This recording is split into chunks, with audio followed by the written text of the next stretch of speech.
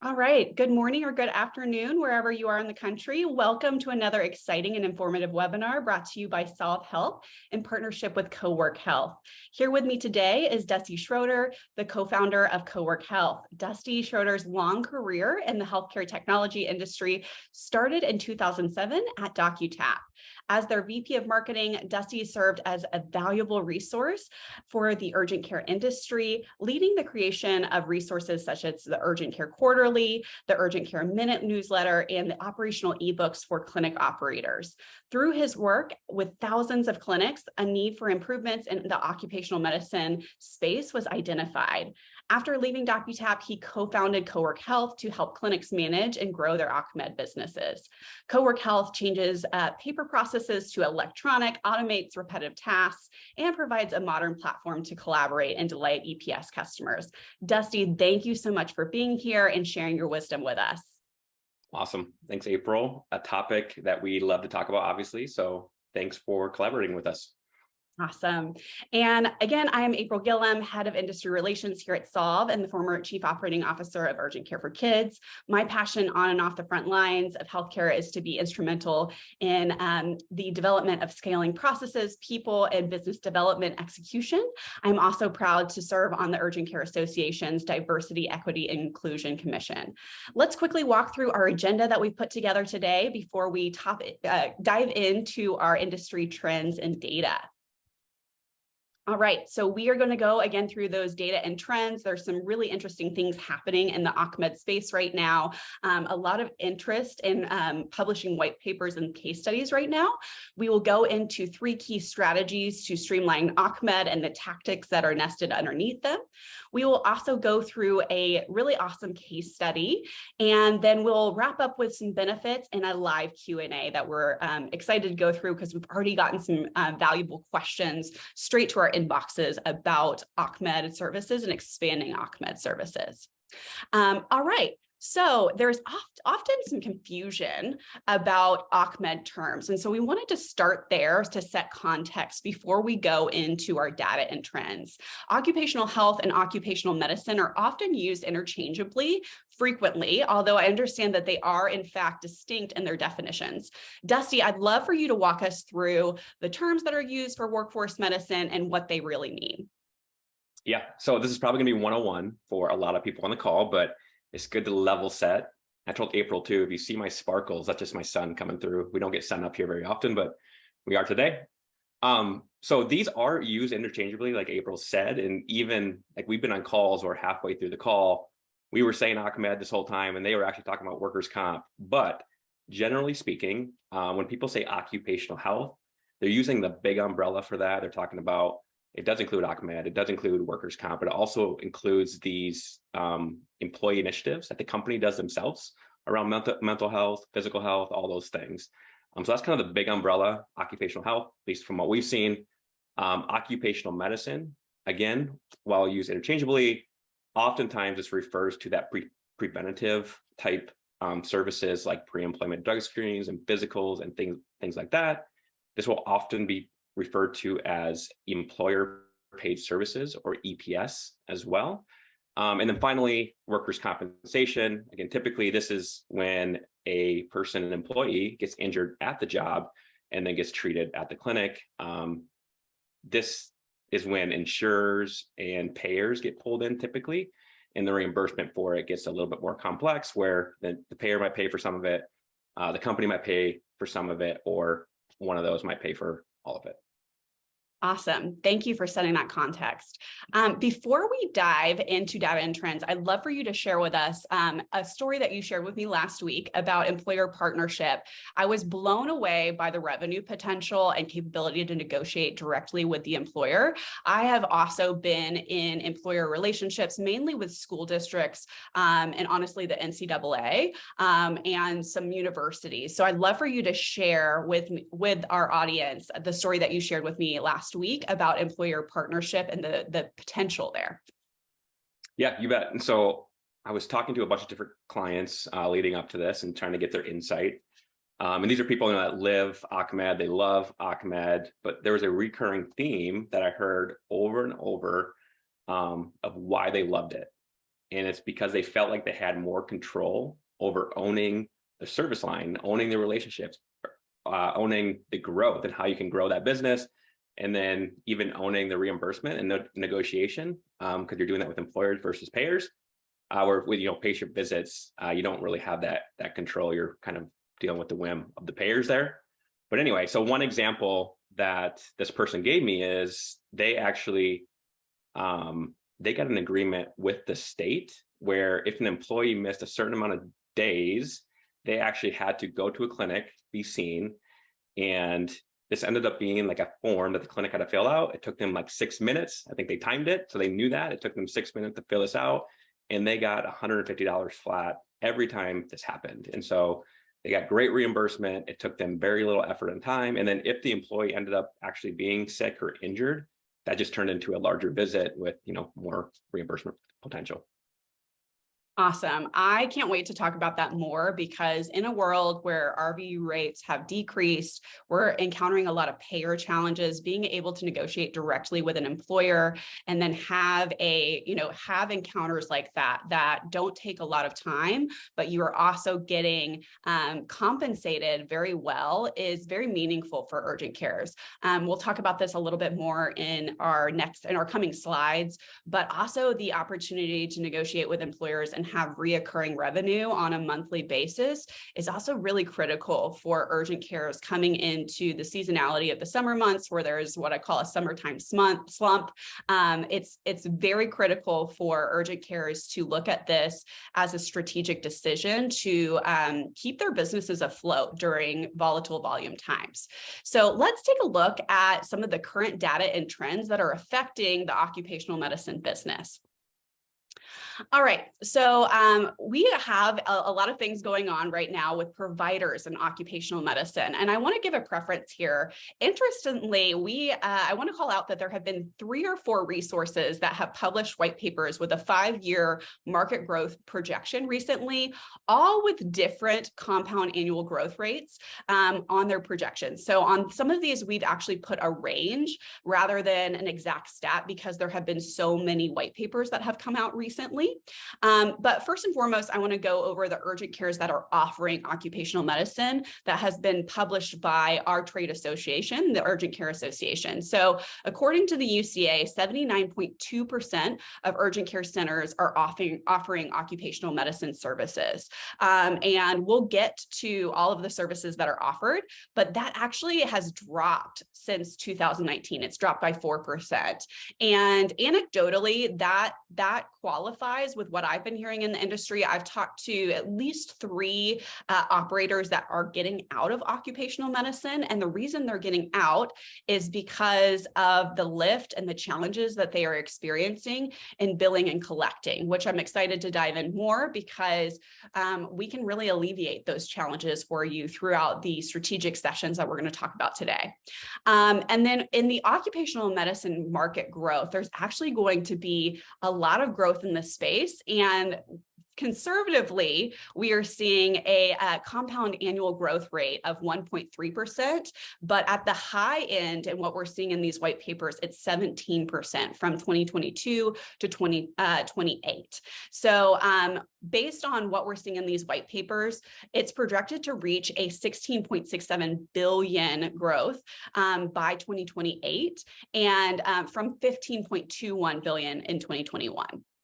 So there's a large market potential here for you to capitalize on, for you to get involved in, if you do it savvy and you do it scaling the right way.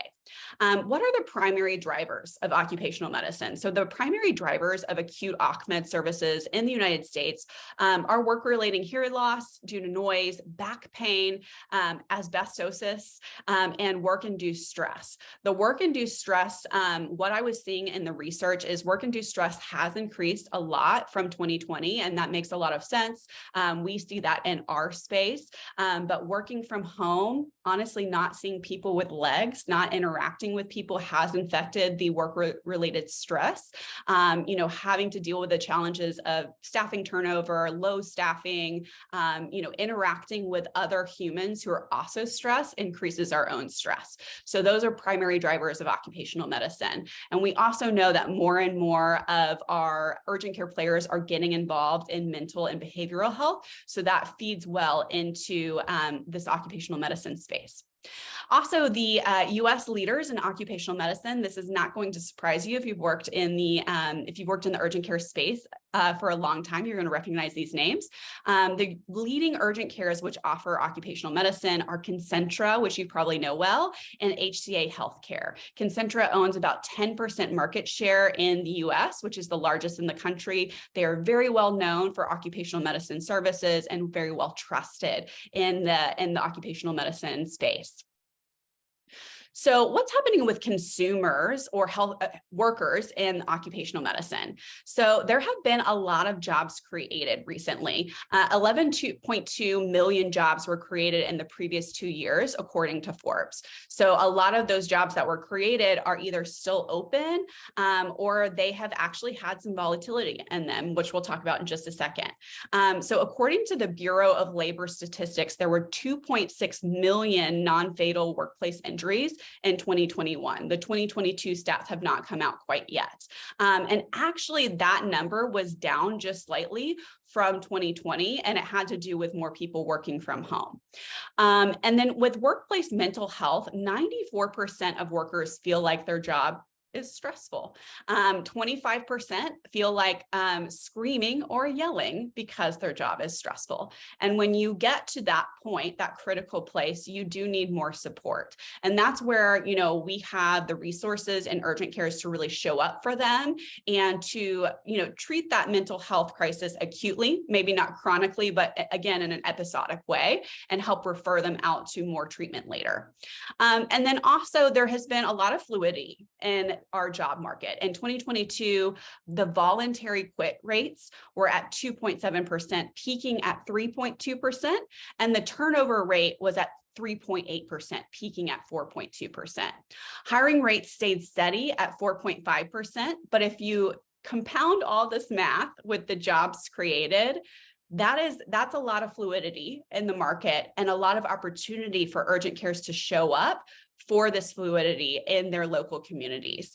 Again, I'm not going to do all this math live, but that's a lot of opportunity for us to be showing up for urine drug screenings, for, DOT physicals, for any sort of pre-screening that has to do with like testing or TB or anything like that is needed for these jobs. The fluidity is time for us to show up in a big way, which makes us top of mind when they need normal core visit urgent care services and accelerates lifetime value. All right, getting into some more really interesting data that Dusty actually has firsthand knowledge of. As we mentioned during Dusty's introduction, Dusty was pivotal in publishing the Urgent Care Quarterly while at DocuTap. And during that time, he led an analysis of employee services over 5 years, which is still available online.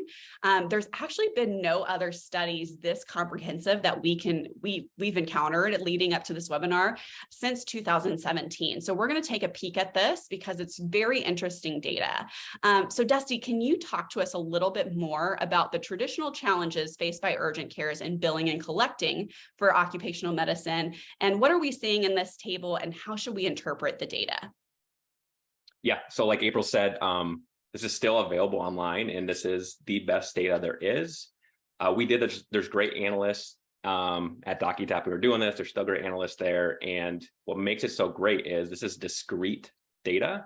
It's not like survey data that they're asking people about or different things, which you need to do as well. But this is like discrete system level data.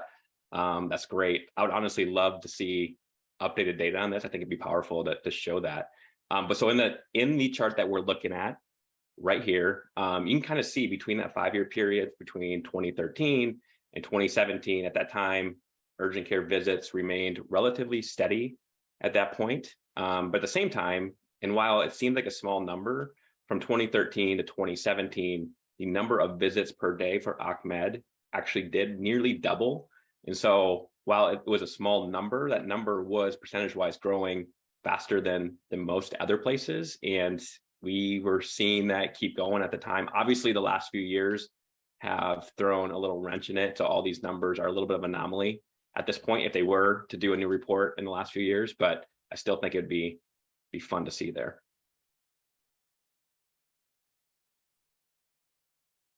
Okay, so a couple more from the same report.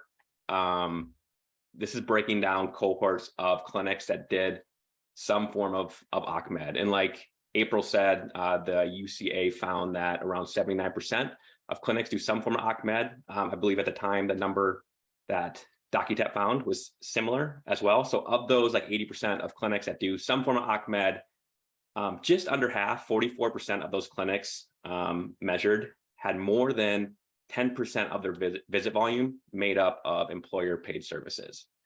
And then 20%, so that gray pie chart, the gray sliver there, 20% of those clinics though actually had their visit volume made up of more than 20% of OCMED visits.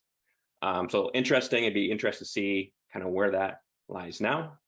And then the chart on the right, we see a bar graph here of average reimbursement by visit class or service type at that time. And it's important to differentiate, obviously, that these service types should be treated distinctly differently in their net revenue per visit, since your costs can often be a lot lower for simple OCMED visits, especially things like drug screens and things that don't require a provider. Also, the lower reimbursed OCMED visits are also typically much quicker and easier to perform. So there are, that will pull down that average of per visit because you're getting a higher quantity of those simple visits at a lower rate. So you're doing more of them, so it pulls that average down per visit. And then workers' comp, on the other hand, though, you see that actually you're going to get an average that is higher than your standard urgent care visit. So workers' comp, the work kind of lines up with that, but so does the reimbursement as well. So I will say, I want to add one thing. So when I was talking to a person that they build incredible OCMED programs wherever they go, she said, quote, "A well-written program will have a higher overall value per visit than urgent care visits." So we have believers out there that you can actually do better than that.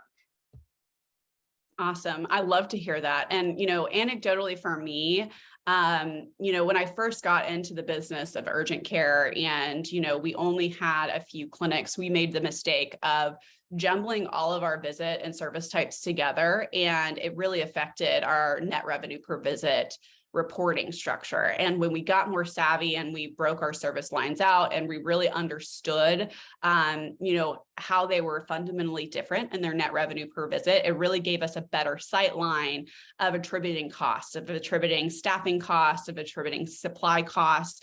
And so I encourage you, when you are evaluating your service line and service line expansion, and you're modeling that out, which we will get to in later slides, that you fundamentally do that. You model it out that way from the beginning, because it will help you understand your cost structure, your profit structure, and whether or not a service line expansion is going to be successful for you. But I think it's so interesting that at least on that quote that you gave us, that a well-written program will have a higher overall value per visit than core urgent care visits. Understanding that is critical to your growth with streamlining occupational medicine. So getting into our strategies, now that we have examined our current trends and data, let's talk about best practices to streamline occupational medicine in 2023. All right, so we're going to top level our top 3 strategies to streamline occupational medicine, and then we're going to nest some tactics that we will tackle in each area in upcoming slides. First, we want to challenge you to prioritize the services with the lowest lift, then scale based on your success with those services. Don't try to boil the ocean when you are expanding services. And that is not just with occupational medicine, that is with any sort of service line expansion. Second, we want to develop local employer relationships. I am not telling you to call 1-800 Jeff Bezos or Elon Musk. Those are not the things that we want to do. We want to make local connections. This is the time to dive in and tap into your local network and show up for your local community in a big way. And that's often not going direct to Amazon, going direct to big box stores like Target. It's going to be with local businesses in your local network. Third, leverage technology to create efficient, delightful experiences for all. There are 3 stakeholder groups that you need to focus on in OCMED, and it is going to be the workforce, so the employees that are showing up to you, the employers that you're partnering with, and your staff. Please do not forget about your staff. They should all feel like in the process, it is frictionless in order to continue high lifetime value interactions. And the technology should be collaborative for all 3 of those groups and have high visibility for all of those groups so that they continue to interact with the technology. We like to think that technology in healthcare is a Swiss Army knife, but not all technology is a Swiss Army knife. So make sure that if you are picking out new technology to interact with your occupational medicine services, that it is friendly with your other technology suite. And we know that there have been challenges with billing out of EHRs in the occupational medicine space. So just know that you might have to look outside of your EHR to get the core functions you need to be able to streamline your occupational medicine a little bit better. And we'll talk about that in just a moment. All right, so let's talk about prioritizing services with the lowest lift. Diving into this first strategy, Dusty, will you talk to us about our OCMED service lift pyramid and how urgent care operators can start from the bottom and work their way up, lowest lift to highest lift? Yeah, you bet. So you can see here that we have services listed from the lowest lift to the highest lift in terms of staffing, certifications, and then even supplies. However, don't let that be daunting to you as you travel up the pyramid, because I want to emphasize, this is from what I've been told. I haven't got my DOT certification or anything like that myself, but I've been told that those certifications actually are not as cumbersome as you might think they are. You can do them online in a few hours typically at this point. So definitely look into that. So more specifically, we know there is a lot of heartache around getting those DOT physicals, but if you look online, that should only take a few hours for your team members to get that certification. Work comp injury, while it takes more time, that reimbursement, as we saw previously, it does align with the work involved. And if you have the earned relationships with large employers in your community, those processes often become more repetitive as you're working with the same people, the same adjusters, the same payers. And so it's not as difficult to get that reimbursement if you have some great contracts with different employers in your community. Plus, when you do all this, giving your providers training and experience on workers' comp often better equips them to encounter other injuries in their core urgent care visits as well. Absolutely. And I want to emphasize that last point. When you give your providers training on, workers' comp, they're better equipped to handle things like fractures, lacerations, crush injuries, because they're going to see those more frequently. They're going to get more hands-on training. And my last point that I want to add is do not waste your credentialing time. If you are having to credential a provider for 60 or 90 days, or they're having to give notice to their previous employer for that time, utilize that time to get them trained both in your clinic, but on these services. And so they're not having to do that while they're, onboarding after the credentialing time. So that credentialing period that they're working with you to get credentialed on all of your payers, that is a vital time to use for getting them certified for these types of services and getting them trained in your facility. Don't waste that time, but also pay them for that effort, because it is going to pay you off in spades and making sure that you're profitable for your service lines. All right, going to our next strategy, which is developing local employer relationships. This is something that I get really passionate about because it is true customer service 101. And so let's talk about it. We understand that whether you are in an employer-directed state or an employee choice state, it is very important to have a strong employer relationship with closed loop communication. Now, we did notice leading up to this webinar, most of the registrants were actually in an employer directed state. So we're going to gear a little bit more towards employer directed states. Dusty, will you talk us through best practices for people, process, and partnership to develop and maintain lasting employer relationships? Yeah, you bet. So the thing that I heard over and over from successful ACMED directors is that you have to, like you were saying, April, own the relationship, meaning you should be proactive and very intentional, developing the service lines, developing the agreements, even the communication style, the relationship cadence. If you do this and you're very proactive with that, you're going to get fewer questions from your employers.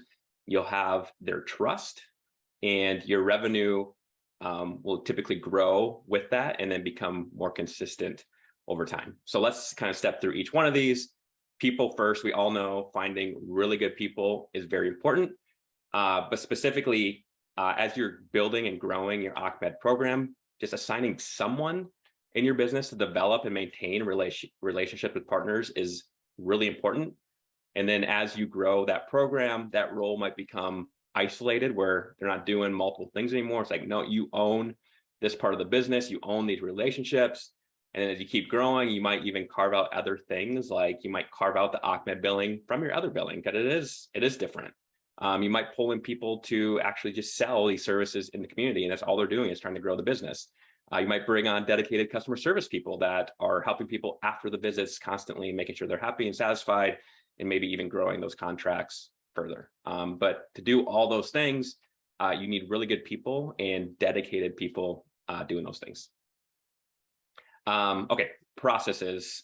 Again, processes, this is not my strength, I'll be honest with you, but having really well-defined key processes is important. But this is also one of the biggest reasons, I think April mentioned this really early on too, one of the biggest reasons I hear for why clinics shy away from ACMED is the processes. The processes are often different than a lot of what else you're doing in your clinic. And so it can almost feel like a distraction at times. This is also why you want people dedicated and motivated to do well in this line of business. Because I promise you, the groups that have a well-oiled ACMED program, they don't see this as a distraction, and they're obviously reaping the benefit of additional revenue along with it. The best ACMED programs I've seen are precise with what team members are owning, what's the process, what the process is for things, what needs to happen and when they need to happen. The processes have to be clear, they have to be scalable, both internally and externally as well, since you are working with customers with this. And so you should have tools that enhance that customer experience. At the same time, you don't want to overbuild your processes, because if you have too much going on, they're not going to be usable and people will forget things or mess things up. So as you grow then, and it's not too complicated, that's when you can start iterating on those processes when needed. But again, don't make sweeping big changes because that can cause whiplash as well. Okay, last thing, obviously, if you have an ACMED program, you need partnerships. And so where do you find those partnerships? It's great to work inside your local community. And so this is obviously any businesses, but your restaurants, your school districts, your local government, even manufacturers, plants, rigs, automotive dealers, and a lot of others, depending on where you're located. You need to collaborate, educate, and iterate with your partners. This is something I heard again when I was talking to our clients. They really recommended, and they showed some good thought leadership here where that collaboration and education went a long ways, and then they iterated those programs as they gained those relationships. You can also do special events and run on-site program campaigns at the businesses for vaccinations, TB and COVID screenings, wellness screenings, and things like that. And then as you're doing all those things, you want to keep your ear to the ground and learn from your customers, hear their pain points, and tell them. And again, I was told this specifically, use this language, let us handle that for you. And all you'll need to do is file it. I'm gonna say it again because I stumbled. Let us handle that for you. All you'll need to do is file it. So basically find ways to take the stress and worry away from that company's HR person or hiring team, because they have so many things to worry about. If you can say, hey, we got this part for you, all you have to do is put file and say you did it. That will go a long ways in building those partnerships. Awesome, Dusty. I want to share a few other little anecdotes here. And on people, one thing I'm so passionate about is that when people come to work the front desk for you in urgent care, they often don't come to work for you because it's paying the most. They could honestly go to Target or Starbucks and make the same amount. They are coming to work for you because they see working in healthcare as a way to progress their career. And so I really encourage you, if you can, if you have an all-star who is always coming to you with solutions and not problems, who is always your customer service expert, try them out to be your Achmed business driver, because promoting from within is one of the biggest ways that you can retain people and model that for your other employees to grow within your business. So I really encourage you, if you have a person, let them be promoted to do this for you, because it is also going to model for your other employees that you have growth paths. Also, I want to emphasize what Dusty said. In process, do not over-engineer your process. We in healthcare, who are type A personalities, I'm raising my own hand, we like to over-engineer process and SOPs sometimes. So I challenge you to, develop out your process and look at it several times and say, what can we cut out of this to simplify, to reduce friction for the employees that are coming to our site, for our staff, and for the employers, and make it as simple as possible, because it does not matter what can be done by one person. It matters what can be replicated over and over and over again and done in a very simplistic way. And then I also want to emphasize what Dusty said at the end of, let us handle that for you. If you become your employer partner's go-for person, that they know that, they can always count on you, they will continue to come to you for more and more and more. And I saw that with my own relationship that we had with Southern Methodist University, SMU in Dallas. We started out with our partnership just testing their football team. And then they said, hey, can you pop up a clinic on our campus to test all our employees? And then it became, hey, every time there's a dorm with a positive COVID patient, can you test the whole dorm? And then it became more and more and more. And, every time they had a need, we were their people. And so I want to encourage you with that. If you are showing up for your community, if you are showing up for these employer relationships, they will ask you for your every need, and the dollars and cents will come in return. And so those partnerships and how you invest in them will pay off in spades. All right, getting to our next strategy, which is to leverage technology to create delightful and efficient experiences. So this is something that Dusty and I are both very passionate about now that we work in the healthcare technology space. So drilling more into process here, Dusty, how can we leverage technology to create these delightful, efficient experiences without friction? Yeah, so this has been mentioned a few times now throughout the webinar, but there's kind of three distinct stakeholder groups in Achmed. There's the urgent care providers and support staff, so that clinical team. There's the employers, obviously, but then there's also the employees. So we'll step through each one of these and kind of how tech can enable that a little bit. So for the workforce, patients, your employers, it's vital that it's easy to tell your clinic they're sending someone your way, right? It's good for them and it's good for you. So put another way, it needs to be easy booking, and Solv might have something to say about that. And then not only with Achmed, not only a way to book those visits, but an easy way for that employer to select and authorize what services that employee will need. There's many ways to do it. A lot of times people are still filling out a paper form and sending that along with the employee. Obviously, if you can use technology to make this real time and seamless, it will never be forgotten. It will never be tampered with. And so making this digital somehow also will cut down on phone calls and disputed charges later on, which when that happens, that will leave a bad taste in the mouth of both the employer and the urgent care team. So make sure you are making as many of those things happen digitally, but also transparently, where both sides can see that. So both sides, let's go to the clinical team a little bit. Technology can enable them to, one, organize all your employer accounts and contracts. And while Cowork Health can do this, there's many other ways you can do it. Like we've seen clinics use CRMs before, like a Salesforce or something. We've seen people getting started to just use Google Sheets and things like that to keep it organized. As long as it's searchable by anyone on your team that needs to find it and can find it and organize and not just all over the place, that's the key thing there. You want to make sure that is online somehow and searchable by your team, because we know Ahmed is collaborative with the employers. So having a shared centralized experience to collaborate with your employers is really important as well. We often hear clinics using like a shared email inbox. They'll have one email and give that access to the number of people on their team. But what happens when that team member quits or they're not there that day or what happened, it becomes a little bit hard to manage, like who owns that inbox that day or even that hour of that day. We still hear faxing happen sometimes, or sometimes they're still using portals that maybe haven't seen much love lately as well. So having a place though where you can collaborate centrally and work together, but still independently is really important. Out of frustration with those other things, like typically the employer will become frustrated if they don't get what they need or see something.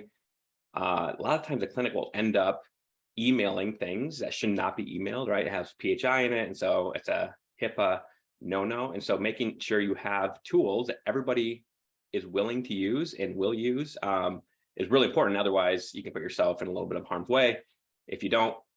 And then making the billing and collections experience really easy with technology. You know, most employers, from what we see, they actually want to pay your clinics. They want to pay you on time. They want to pay you for the services actually performed. The things that slow that down are the slow mailing process, sending in checks. It's not, not getting to it in time because it's hard to pay. It's just a nuisance. So if you can make those things electronic, if possible, where they can even ask their questions related to those things in real time, specifically, that's really important. So you can resolve any questions or disputes more quickly. That will get you paid faster as well. So having a single tool where anyone in your team can go and see what's happening with the employer removes a huge amount of stress and worry, and it speeds up your revenue in a huge way. All right, the last thing, I'm rambling a little bit. I understand this is my favorite part. But employer partners, technology enables them to, if you have a modern experience with your clinic where they can create seamless employee booking experiences, decreasing the time to onboard the employee is really important. I always say, so I use Domino's a lot as an example because I don't even like their pizza. I don't even like their food that much, but I end up ordering from Domino's all the time just because they have the best app. You can see where the pizza is in the oven. I love it. So I know right when to show up. And so that experience does matter. And so if employers have a better experience somewhere else where it makes it really easy for them to book the patients, tell them what services you want, pay the bills, all that stuff, the easier that is for them, they're going to end up sticking around and keep coming back. So for them too, having that shared centralized experience with your urgent cares is really important because this is a collaborative thing. Ahmed is very collaborative between clinics and employers, which also makes it fun. And so having a place where they can search for past records, current records in a HIPAA compliant way is really important. And not just recent visits, but sometimes having to go back and find old visits. If you give them an easy way to do it, that takes work off of your team and puts it in their bucket. And they're happy to do it too because they can find it when they need it. And the last thing we mentioned a little earlier again, but just again, efficient payment processes. So giving them ways to pay their bill online will get you paid much faster as well and much more accurately as well. Awesome. Thank you, Dusty. What you said about Domino's really resonates because, in this digital age that we live in, for most people in all of these groups, the workers, the providers, the support staff, and the employers, what matters most to them is honestly access, convenience, and experience. They value quality, yes. So they're not going to partner with somebody who doesn't meet their needs, but they would rather partner with somebody who has that trifecta, who has the access, convenience, and experience that they want, than somebody who has super high quality, but they cannot get the access, the convenience, and experience that they desire. So just keep that in mind, that you want to have easy access, you want to have that convenience that they desire, be where they're at, and you want to give them a high quality experience because that's what's going to keep them in a high quality relationship with you. All right, I am going to wrap us up in our strategy section with where do I begin if I have never offered OCMED at my urgent care? And you'll see some things that are a common theme, but the first and foremost thing that you want to do is you want to plan. And as we mentioned at the beginning, there are about 20% of the urgent care centers, maybe about 19% in the United States who do not participate in occupational medicine services today. If you are thinking about participating or even re-engaging in your occupational medicine services, where do you begin? Very similar to developing your employer relationships, you want to think about what we're saying are the 4 Ps. Plan, process, people, and partnerships. So first and foremost, you want to develop your business plan, including modeling your expenses, what you project as your profits, anything like that with your staffing so that you can fully understand what the ramifications are going to be for your business if you're going to need any capital expenses up front. Because what I would not suggest you do, especially in this economy, is just start without modeling. And I'll be honest, a lot of operators have done that before with service lines. I've done that with service line expansion, and sometimes it hits and sometimes it misses. So understand the operating costs for certifications, supplies, staff, and technology. You want to model the anticipated profits and break-even points of each service. Understand that for your state, honestly, because there is variance in states. Again, with the employee directed versus the employee choice states. Also understand if you need to be in a medical provider network based on what's happening in your area. Do you have a lot of employers that have their own, self-funded insurance? What's going on there? What are the market needs in your area? And then model ramping employer relationships. You are not going to have, if you're just starting out, you're not going to have 10 employer contracts at once. So model out what it looks like to ramp with 1 employer relationship, 2 employer relationships, things like that, and understand that probably the first employer relationship you have is not going to be an employer that has 5,000 employees. So model that out and make sure that it scales with the scale of your business. If you have 1 clinic versus if you have 10 clinics, understand what that looks like for you.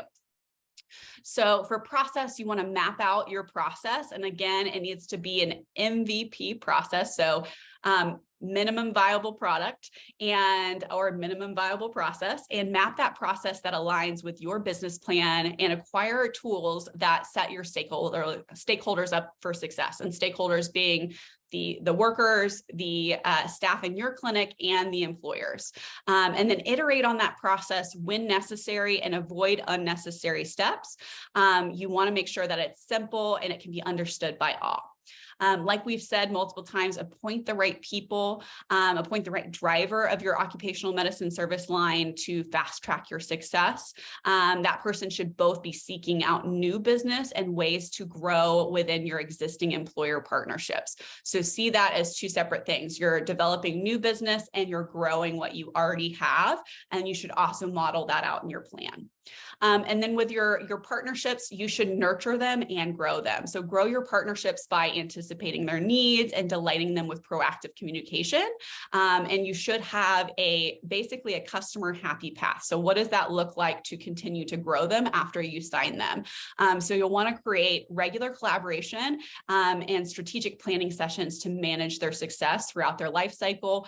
I would suggest understanding when they have open enrollment for their company and trying to align a strategic planning session for their company when they are deciding on insurance plans, because that's often when they're looking at workers' comp, looking at all of their benefits. So I would plan on doing a strategic planning session for everything workers' comp, everything, OCMED, what they're doing for their health plans, if they're going to do on-site wellness, on-site vaccinations, things like that, and getting a whole plan prepared.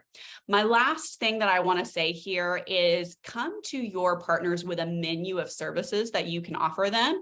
And if you don't have in-house marketing, think about working with a marketing agency to essentially come up with that menu of services with them, and make sure that it looks really good, and so that you can come prepared with materials that list everything that you offer and what you can do in your partnership. So we are going to turn it over next to an awesome case study, which is a client of both Cowork Health and Solv, and talk about their success. All right, so in this case study, we're going to look at East County Urgent Care's success with occupational medicine, leveraging technology from Cowork Health and Solv. So they had some pretty awesome stats here that I'm excited to share. And they reduced their OCMED collection efforts by 75% using this process, from literally days to hours. And they also reduced average days to pay through automated invoicing. A lot of us use automated invoicing for our traditional claims, but automated invoicing can be really cumbersome and hard through EHRs for employers, just because EHRs are traditionally set up to submit claims to insurance payers rather than employers. They achieved average days to pay of only 15 days, which is astronomical. Like, that is the way I want to get paid for services. Also, they had a huge OCMED phone call volume reduction because of these automated payment reminders, and calls reduced 30 to 40% on average because they were able to communicate seamlessly through technology. They also increased OCMED throughput through efficiencies, and they achieved an additional 2 patients per day in throughput with their OCMED services. And I love this quote, which is, "We were spending hours and hours on the phone having to help people understand that stuff," which that stuff is the invoicing. And we really don't have to anymore. They just pay it. The last line, "They just pay it." That's what I want to hear about every single bill that I send out in urgent care. They just pay it. That's the line right there. So let's get into the meat and potatoes of how this happens with East County Urgent Care. So first and foremost, they actually have booking experiences, especially for their OCMED employees that come in. And they do this 2 ways. So on their website, they have a booking widget that allows to book for physicals, for DOT physicals and drug tests. And you can see this here. It's powered by Solv, and they can book same day, next day, but they can also book several days out if they need to do it in the future. So that's what you see here on this screen. You can book, any amount of days out if you're starting your job, 2 weeks out, things like that. And so you can see that here.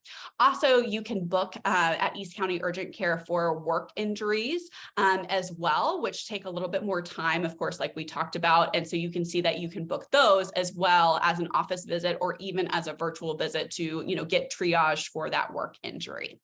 So I'm going to turn it over to Dusty now to go through the experience after the patient has been seen and how they collaborate through the Cowork Health software. Yeah, so this is kind of taken over after the booking there, and these are real screenshots from their environment. I blurred out all relevant information, then kind of overlaid some demo data or information just so you can kind of see what that would look like in a real environment as well. So the blurred stuff is real. The stuff you can see, I promise you, that is just fake information. But authorizations, right? We were talking about this earlier, but almost all of their OCMED visits, their employers will actually go in here and select the services and tell them what employee is coming in to their clinics. And they get to see this. Both the employer and the clinic have record of that, so they can search and look back on that. And if you see on each one of our screens, there's actually a viewed column. That's a read receipt on the clinic side. And that carries through for invoices and results and different things we'll show you. But you can actually see when the employer user has looked at this item in Cowork as well.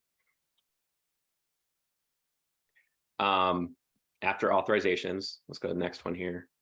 If I have control. Oh, I'm sorry. I did that. I messed up. Okay, results and records. So obviously, after they are seen, you need to send them all the results or the records related to that visit. And to do that securely, again, oftentimes this is happening through secure email, faxing, a portal, of some sort, things like that. So this connects it to that authorization, right? So now you have the results for those visits in the same spot. And so that employer can come in, they can view it. And again, you can see when they viewed it. And so you get that confirmation that they have received it. And so this dramatically reduces that, hey, can you resend that? It's like, well, it's in there, just, go find it. You can search at the top, search is instantaneous and all that stuff. And so having, that transparency back and forth and confirmation that they got it is really important. Okay, so next one, and this is obviously, it's not the most important, but in a way it is, because if you don't get paid for your services, you don't have much of a program to begin with. But Cowork can basically take invoices from any EMR and organize those electronically and then send those electronically to all your employer relationships. And so instead of mailing those, you can send those digitally and then report on all those things in a much more concise way. And then your customers can also pay online automatically, and that would automatically post against the right invoice and change that status from unpaid to paid automatically. The other thing, and April hinted at this, mentioned this, but the other thing is when they don't pay on time, when you have things in a digital system and you're setting them digitally, you can set up automated reminders. And so if they don't pay after a certain amount of time, you can gently remind them and say, hey, you still have an outstanding bill, and then again and again and again until they pay. And the last thing kind of brings it all together is just that communication piece. So when there are questions about an invoice, results, or anything else, you can have that back and forth communication collaboratively where your entire team can see what's going on. Things are being sent securely and HIPAA compliant, and you can connect all those dots. And so you can say, hey, this was the authorization and these were the results for the auth. And so here's the invoice for those things. What do you disagree with? What's your question, right? And so everything is disputed and resolved much more quickly. And the last thing, so we do have a quick 2 to 3 minute demo on our website. If you actually want to see it in action, you can do that. Obviously, we'd love to give you a more deep dive demo and talk about your clinic and your situation specifically. But if you do want to just see it live in action, you can go to our website, which is coworkhealth.io. Awesome. Thank you, Dusty. I love the invoicing portion of this, particularly because paper and mailing is very expensive, and bounce back mail happens all the time. And then it just gets you in a vicious cycle of not getting your bills paid. So the automatic invoicing, the digital invoicing helps so much because, like you said, these employers want to pay you. They don't want snail mail. They don't want bounce back mail. So that's so crucial to get paid for the services that you provide. Now that we've looked at the strategies and the data to support them, as well as the technology solutions, let's quickly review the benefits of these growth strategies with occupational medicine. So like we said, for patients, this is going to introduce new patients to your urgent care business who now have access to care at your facility for everyday healthcare needs.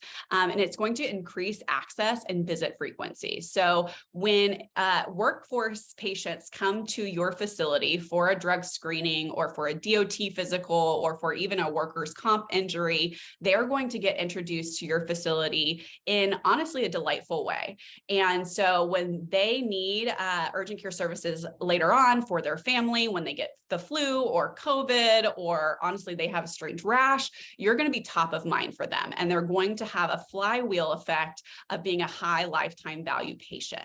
And so it's going to do more for you, not only just in this workers' comp area, it's going to transform them into core urgent care visit patients.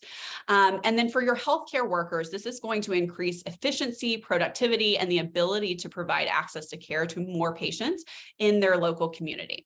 For your business, this is going to increase your revenue through new streams of income and partnerships on a more regular basis. And I'm going to say the unsaid thing, which is you're not dealing with insurance payers. You're not dealing with insurance payers. I'm just going to look you in the camera right here. Okay, you're dealing with employers. And like Dusty said earlier, you're getting paid within less time. In this case study we looked at, they were getting paid in 15 days. Many of you are getting paid in 90 and 120 days, and you're having to write off AR because of the challenges with insurance payers right now. So that is so exciting.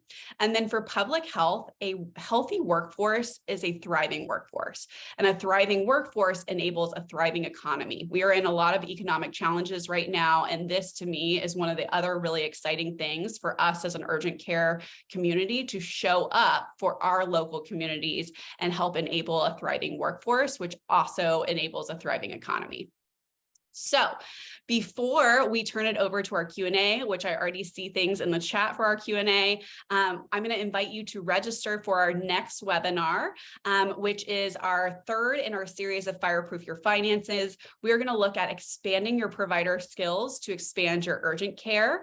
We're really excited to put this on in partnership with EB Medicine and Dr. Patrick O'Malley, who owns the laceration course. We're going to be focusing on, honestly, everything provider skills, especially high acuity skills, and ensuring that you can actually perform the services that you advertise online. So performing laceration skills, performing radiology skills, setting the fractures, things like that. So we are really excited to actually present this webinar to you, and we will have this in 2 weeks. So I encourage you to register. Just like all of our webinars, if you are not able to attend on the day of the webinar, go ahead and register. And if you can't attend, we will send you the recording after the session. If you were interrupted during any time of this webinar, we will send this webinar recording to you after the webinar today, typically within 2 to 3 hours. All right, and then the next thing that I'm very excited to announce, which is our initial announcement, is the save the date for the 15th annual Merchant Medicine Symposium on October 16th through 18th at the Hotel Fontenot in New Orleans, Louisiana. Tickets are officially going to go on sale April 2nd. The symposium brings together approximately 150 to 200 senior executives with an interest in on-demand medicine, most of whom are senior leaders from health systems, large medical groups, and large urgent care chains with a 3 to 5 year planning horizon. We also invite executives from health plans, healthcare technology, private equity, venture capital, and academia to further build a dynamic experience and community around the on-demand healthcare space. I had the opportunity to go last year, and honestly, it was the best conference I went to all year long. The intimacy between the executives and the sharing of information between the executives was just paramount. And so I encourage you to ask for an invitation. We are going to do an email blast after this, and you can request an invite for this exclusive event after this webinar. So tickets, again, will go on sale April 2nd. But again, you can request an invite after this webinar. All right, we are going to go into our live Q&A now, and we already have multiple questions in the chat. So I'm going to go over to the chat now and check it out for our live Q&A. All right. This is a really good question. So we got asked, what are the 2 to 3 things that EHRs could do better to address the OCMED workflow outside of Cowork Health? And Dusty, I know 1 or 2 things, but I'm going to turn it over to you first, because I think this one is one you could handle. Yeah. So my history, I worked at a company called DocuTap for nearly 13 years, which, is an urgent care EMR and PM system, and you can never do everything perfectly. There's so many needs. And one of the things we heard while I was there is things we're trying to solve with Cowork, obviously, because you can't do everything. The billing and collections is different. There's a middle person, right? You're dealing with employers here. You're not dealing with payers. And so that relationship and the way you bill looks different. And so if they can have a separate way to, bill those patients, great.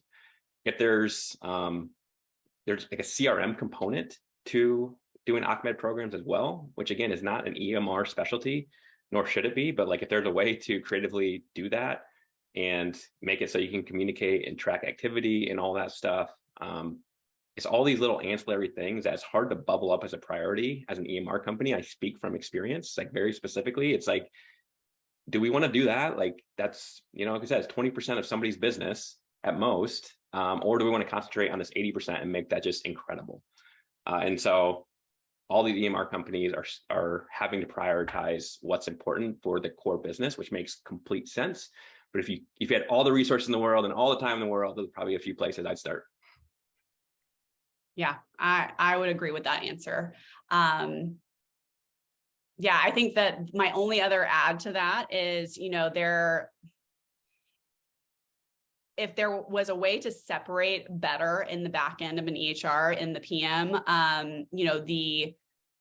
the patient invoices versus the employer invoices, like you said, and it was true, like a true CRM component, that would be the Solv. But like you said, they're focusing on their core business. So it's very hard to engineer that.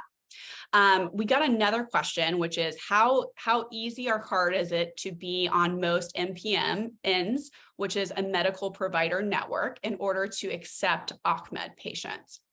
So with these medical provider networks, typically they are associated to some like workers' comp insurance plans, but a lot of times they are associated to self-insured insurance plans. My experience is that the person in your organization who does contracting and credentialing, you may have those split, but the person who is in your organization that does insurance contracting, you should assign them to get you on to MPNs and get them to pursue those. I have experienced that it is similar to insurance contracting in the lift that is required, but it is application processes, things like that. You do need to closely monitor your application and your follow-ups and find the right stakeholders in those MPN networks to be able to successfully pursue them and get on them. Okay. Any suggestions on data related to employer cost for OCMED and urgent care? Looking for some data to propose for fees. Let's see. So when you say data related to employers' costs, I believe this person is referring to, like, on the employer side, how much they are paying the urgent care. Yeah. Dusty, do you have any data there? Well, I think it goes back a little bit to, we have some older data where, that average reimbursement per visit. But again, knowing what specific services made up the average of, $60 or so per visit, it's hard to say at this point. I don't have a ton of data because, again, depending on who you talk to, a well-written program can be higher than an urgent care visit. And obviously where you live, your demographic, and the workforce around you will impact this as well. But if you are really interested in that and building an OCMED program, I am connected with some really, really smart OCMED people, much smarter than myself, that I'm sure would be happy to talk to you. And then we're getting some other questions related specifically to cost of services and cost of software. So we are happy, Dusty and I are happy to connect after the webinar, because I know we're past time, about costs on technology and services. I also want to say one last time that this webinar recording will be sent out after the webinar, and we are happy to answer any other questions. There was one last comment that I wanted to call out, that if it is not a self-insured program, that you will work directly with the insurance companies for any sort of workers' comp. Just understand the type of employer that you're working with and whether they are self-funded as far as their insurance, or whether they have, a typical non-self-funded insurance program, and how that looks. So thank you so much for your participation today. We got some really great questions. We will send out this recording afterwards. We appreciate your presence today, and we will see you next time. Thanks, everybody.